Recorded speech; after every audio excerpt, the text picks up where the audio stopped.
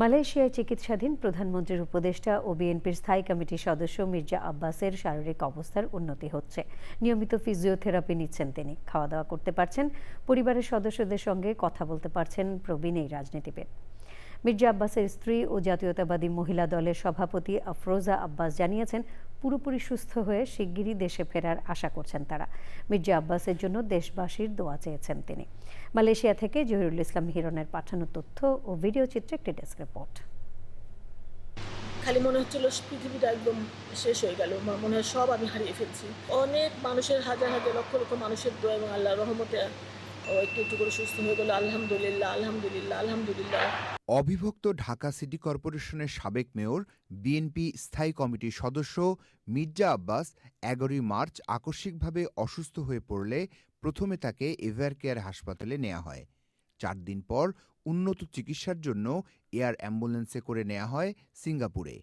১ মাস চিকিৎসায় অবস্থার উন্নতি হলে তাকে আনা হয় মালয়েশিয়ার প্রিন্স কোর্ট মেডিকেল সেন্টারে। নিয়মিত থেরাপি ও চিকিৎসকদের নিবিড় পরিচর্যায় অনেকটাই সুস্থ প্রবীণ এই রাজনীতিবিদ। এখন তো আলহামদুলিল্লাহ একদম স্পষ্ট কথা বলে এবং আজকে ১০ দিন ধরে মুখে সলিড খাবার খাচ্ছে, একদম মুখে। আর ওর অনেক মানসিক শক্তি, যার জন্য মানে অনেক চেষ্টা করছে তাড়াতাড়ি সুস্থ হয়ে দেশে ফিরে যাওয়ার জন্য। খালি শুধু বলে যে আমি কবে যাবো দেশে, কবে যাবো দেশে। আমি বললাম তুমি একটু সুস্থ হয়ে যাও, আমরা হাঁটতে হাঁটতে প্লেনে যেতে পারি, প্লেন থেকে হাঁটতে হাঁটতে নামতে পারি, ওই অবস্থা করে তোমাকে যাবো, তুমি ওইভাবে তৈরি হও। এখন ওর ফিজিওটা দরকার, ওর ফিজিক্যাল এক্সারসাইজ যেটা, ওইটা ওর মানসিক শক্তি আলহামদুলিল্লাহ অনেক আছে। ডাক্তাররা নিজেরাও বলছেন যে মিরাকেল, আলহামদুলিল্লাহ ও এত তাড়াতাড়ি এই বয়সে মানুষ যে রিকভার করতে পারে। এবং যারা ফিজিও করাচ্ছে তারাও বলছে যে প্রতিদিন আলহামদুলিল্লাহ অনেক ইমপ্রুভমেন্ট হচ্ছে। ওরা নিজেরাই সারপ্রাইজ যে তুমি তো বুঝতে পারো না, আমরা তো প্রতিদিন যারা করে আমরা বুঝতে পারি। তো আশা করছি, জানি না, বলতে পারি না, তবে নিশ্চয়ই শীঘ্রই ফিরতে পারবো আশা করি।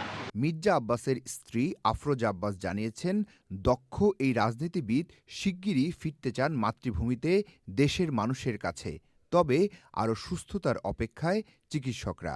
সকলে প্রতি কৃতজ্ঞতা জানাই যে কেউ নীরবে কেউ সরবে ওর জন্য দোয়া করেছেন আল্লাহর দরবারে। তাদের প্রতি কৃতজ্ঞতা, মহান আল্লাহ তাআলার প্রতি কৃতজ্ঞতা।